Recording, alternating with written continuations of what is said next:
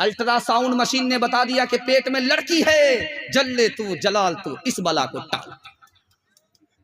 10 लाख लड़की खत्म। और जानते हैं इस हिंदुस्तान में बेटा आ रहा है, आने दो, बरकत आ रही। 10-10 बेटे पैदा करने वाली माँ घबराती नहीं, बरकत आ रही।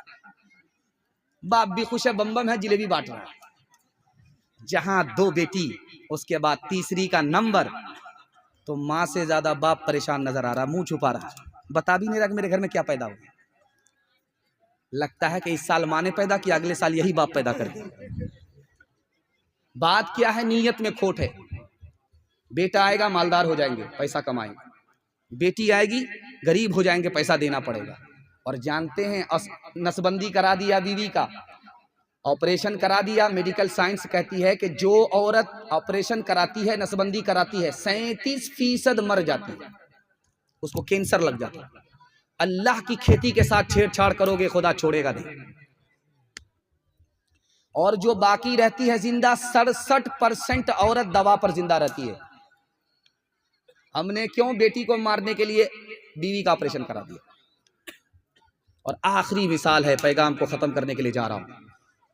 आदमी कंजर क्यों होता है, मक्खी चूस कंजूस क्यों होता है, ये राज आपको बता रहा हूं। हराम क्यों कमाता है और जहन्नम में क्यों जाता है, यार राज आपको बता रहा हूं। सुनने के लिए तैयार है? दोनों हाथ उठा दीजिए इंशाअल्लाह। कभी मुतालबा करके शादी नहीं करेंगे, हाथ उठाइए इंशाअल्लाह। मिलेगा तो छोड़ेंगे भी नहीं, हाथ उठाइए इंशाअल्लाह। ध्यान से सुनिए, स्टेज वाले भी खता कर रहे हैं। खैर माशाअल्लाह, चैनल तो पूरा शूट कर रहा है। ध्यान से सुनिएगा।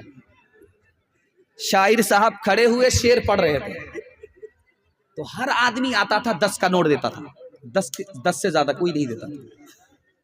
अब ये मारे गुस्से के जल भुन करके कबाब हो गए। ये किस कदर कंजड़ बस्ती है रामपुर कि जो भी आता है 10 ही रुपए दे रहा है, 10 रुपए से ज्यादा नहीं दे रहा। एक बूढ़ा खड़ा हो गया 100 रुपया लेकर के। शायर बड़ा खुश हुआ, वाह हाजी साहब क्या कमाल कर दिया आपने, पूरी गांव की आबरू रख लिया। अब ये शेर पढ़ने लगा, हाजी साहब खड़े। तो ये शायर कहता है कि हाजी साहब पैसा तो रख दिया, फिर क्यों खड़े, बैठ जाइए। 90 रुपया वापिस करो, इसके लिए खड़े। मैं जैसे बैठा हुआ हूं आपके सामने, इसी तरह एक आदमी राजा था, फूटी कौड़ी किसी को नहीं देता था, लेकिन दूसरे के मुंह से अपनी तारीफ सुनता था। कहते कहते अपनी जबान से निकल गया कि मेरी हथेली में बाल नहीं है, जो इसका जवाब देगा उसको इनाम मिलेगा।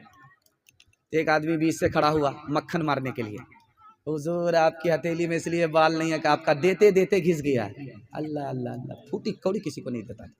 समझ में आ गया कि ये चम्मच ही नहीं है, बहुत बड़ा चमचा। वो बोला कि ठीक है मेरी हथेली में बाल नहीं है, देते देते घिस गया, तुम्हारी हथेली में? कहा हुजूर इसका भी जवाब मेरे पास है, आपका देते देते घिस गया, मेरा लेते लेते घिस गया। अल्लाह अल्लाह, कि ये देखिए किसने अंधेरे में हमको रखे हुआ है। अच्छा ये रामपुर वाले जो इतनी बड़ी तादाद में हैं, इनकी हथेली में भी तो बाल नहीं है। कहा हुजूर इसका भी जवाब मेरे पास है, आपका देते देते घिस गया, मेरा लेते लेते घिस गया। इन लोगों को कुछ मिलता ही नहीं, अफसोस के मारे इन लोगों का हाथ मलते मलते घिस गया। और राज सुनिए, एक लाइन में आ रहा है, आदमी की जेब में हाथ गया। अब वो पैसा निकालने ही वाला था, लेकिन पैसा निकाल नहीं रहा, कंजूसी कर रहा, मस्जिद में नहीं दे रहा, मदरसे में नहीं दे रहा। जानते कौन आदमी है ये? बीवी बाल बच्चे की मोहब्बत ने इसको बखील बनाया। जैसे ही हाथ पैसे में गया, बीवी का चेहरा सामने आ गया, पैसा बाहर नहीं निकला। बच्चे का चेहरा सामने आ गया, पैसा बाहर नहीं निकला। आदमी बखील और कंजर कंजूस है बीवी बाल बच्चे की मोहब्बत में। और जानते में हराम क्यों कमा रहा है? यह आपको सुनिए, अल्लाह आपके इल्म में इजाफा फरमाए, मेरे मुताला को ताज़ा फरमाए। हराम क्यों कमाता है? बीवी ताना मार रही है, लोग कहाँ से कहाँ पहुँच गए, आप वहीं के वहीं हैं। बीवी ने इधर ताना मारा और इधर इधर शौहर ने कमाना शुरू किया, आंख बंद करके लूट करके ला रहा, कूट करके खा रहा। और अब मैं आपको राज बता रहा हूं, इस आदमी का अंजाम क्या होगा। हदीस में है ये जहन्नम में जाएगा। नेकी तो करके आया था, बीवी ने बर्बाद कर दिया। नेकी तो करके आया था, लेकिन बाल बच्चे ने बर्बाद कर दिया। दूसरे की दुनिया बनाई, अपनी आखिरत बर्बाद की। और इतना बड़ा बेवकूफ कि दूसरे की दुनिया बना करके खुद जहन्नम में जा रहा है। आप देखेंगे इसका तजर्बा। ठीक शादी के मौके से, शादी के वक्त में बेटा खामोश रहता, कुछ नहीं बोलता है, जो बोलेंगे अब्बा बोलेंगे। बाप को वकील बना रहा, और बाप वकालत करता, क्या कहता, हम तो हाजी साहब हैं, नमाजी साहब, हमको क्या अल्लाह ने कमी दे रखी है, सब कुछ दे रखा है, लेकिन अगर आप 4 चक्का दे दीजिएगा तो क्या फर्क पड़ेगा, आप ही की बेटी आएगी और जाएगी। हमको सामान नहीं चाहिए, राजा पलंग दे दीजिए, उस पर आराम आप ही की बेटी करेगी, आप ही का दामाद करेगा। हमको भैंस वैंस नहीं चाहिए, अल्लाह ने क्या कमी दे रखी है, बच्चे वाली भैंस दे दीजिएगा, उसका दूध आप ही की बेटी पिएगी। कितना बड़ा भूमियार है, कितना बड़ा सियाना, काम भी निकालना, बदनाम भी नहीं होना चाह रहा। एक भूमियार दुनिया को ठक करके जा रहा था, तो कहा कि जब मैं मर जाऊंगा तो लोग कर्जा लेने के लिए तुम्हारे पास आएंगे,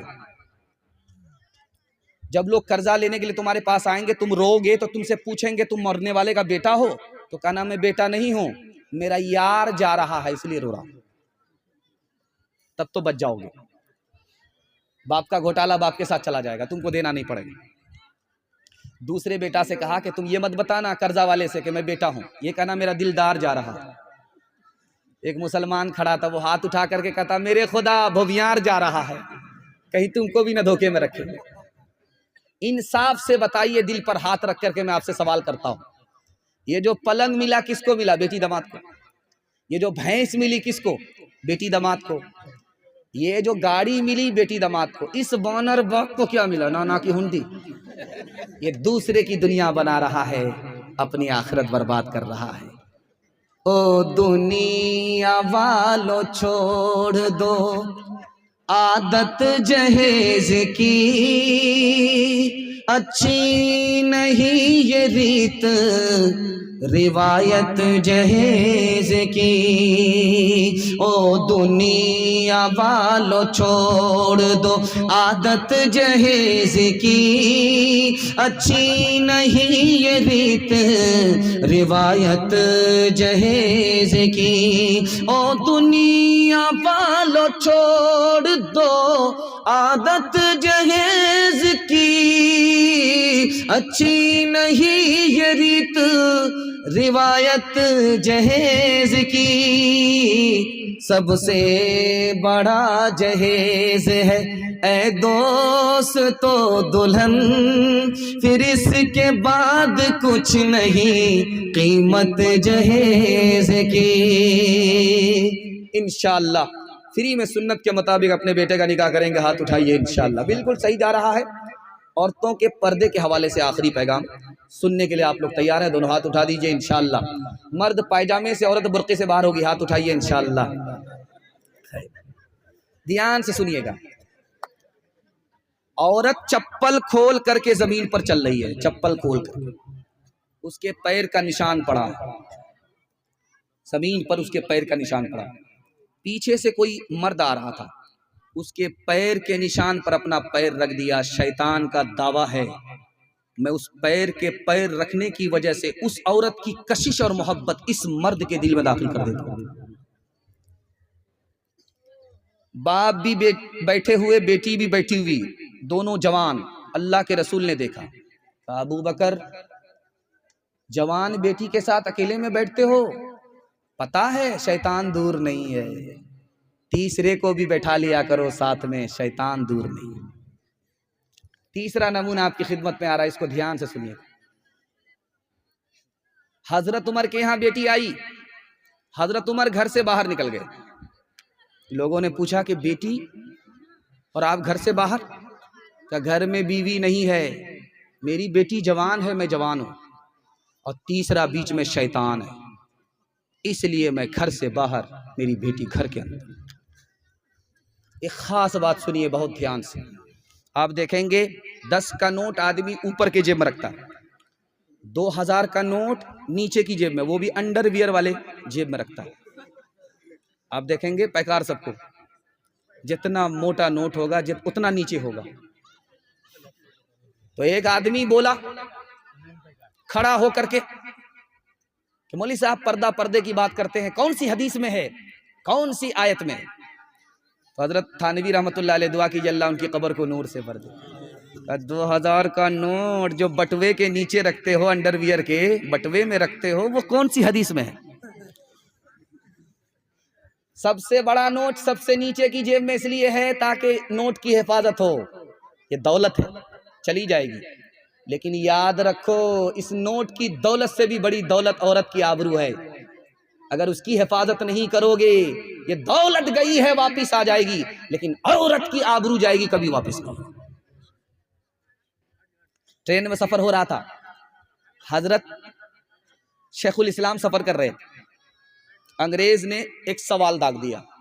मुसलमान भी अजीब लोग हैं, अपनी औरत को घर में कैद रखते हैं और जब घर से बाहर निकलती है तो कफन लपेट देते हैं, कफन लपेट देते हैं।